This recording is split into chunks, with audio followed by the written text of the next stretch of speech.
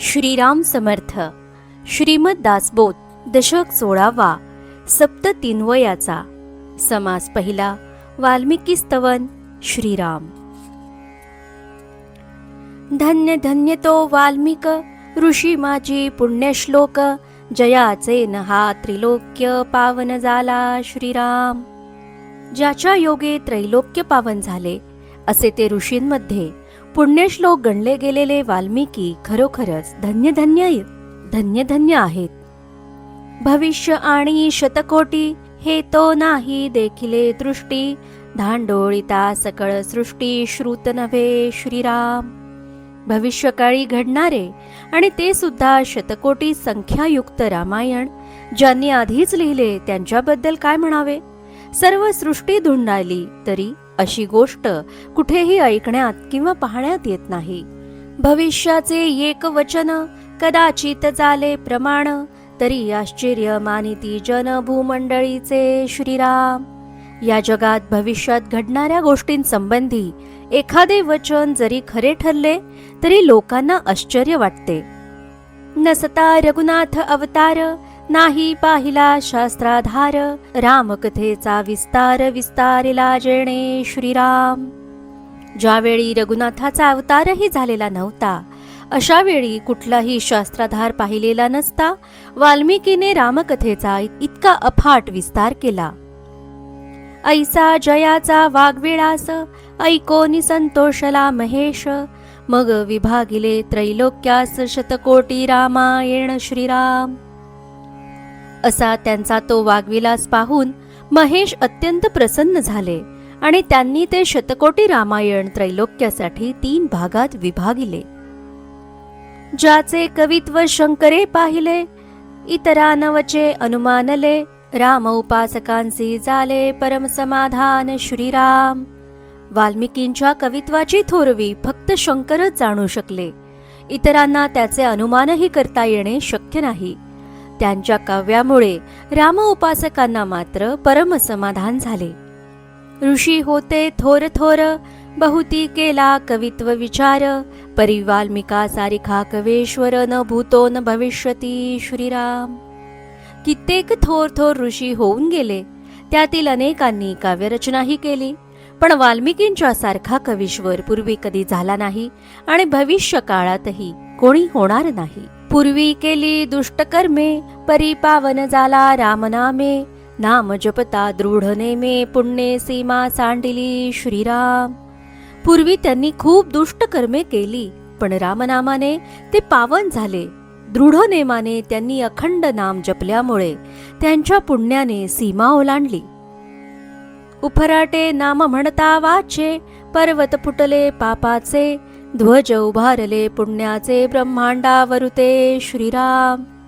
त्यांनी उलट्या रामनामाचा मुखाने इतका जप केला की त्यांचे पूर्वीचे पर्वतासारखे प्रचंड पाप नष्ट झाले आणि ब्रह्मांडामध्ये त्यांच्या पुण्याचे ध्वज फडकत राहिले.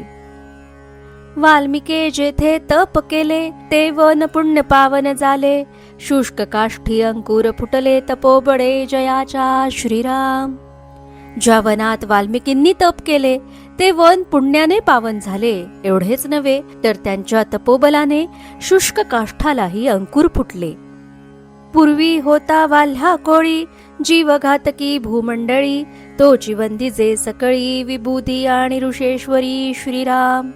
पूर्वी ते वाल्या कोळी म्हणून ओळखले जात, सर्व जगात ते जीवघातकी म्हणून ज्ञात होते. तेच पुढे रामनामामुळे इतके थोर झाले की सगळे देव, विद्वान आणि ऋषीश्वर त्यांना वंदन करू लागले. उपरती आणि अनुताप, तेथे कैचे उरेल पाप, ते ह्यांत तपे पुण्यरूप दुसरा जन्म झाला श्रीराम. ज्याला उपरती आणि पश्चाताप झाला असेल त्याचे पाप कसे शिल्लक राहील. वाल्मिकींनी देहात असणारा जो देही अंतरात्मा मीपणा त्याचा नाश होईपर्यंत केलेल्या तपामुळे त्यांचा जणू पुण्यरूपाने दुसरा जन्मच झाला. अनुतापे आसन घातले, देह्याचे वारुळ झाले, तेची नाम पुढे पडिले वाल्मिकाईसे श्रीराम. कृतकर्माचा अत्यंत पश्चाताप झाल्याने त्यांनी उलट्या रामनामाचा जप करण्यासाठी जे आसन घातले ते देहावर वारुळ वाढले तरी त्यांना कळले नाही. त्यामुळेच वाल्मिकी हे नाव त्यांना पडले. वरुळास वाल्मिक बोलीचे, म्हणून वाल्मिक नाम साजे. जयाच्या तीव्र तपेजीचे, हृदय तापसाचे श्रीराम. वारुळालाच वाल्मिक म्हणतात, म्हणूनच त्यांना वाल्मिक हे नाव शोभून दिसले. त्यांची तपस्या पाहून तपस्वी लोकांच्या हृदयाचाही थरकाप होतो.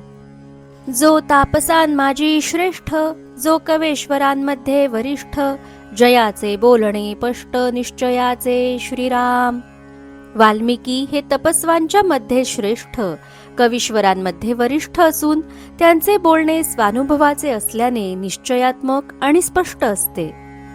जो निष्ठावंतांचे मंडण, रघुनाथ भक्तांचे भूषण. ज्याची धारणा असाधारण, साधकास दृढ करी श्रीराम.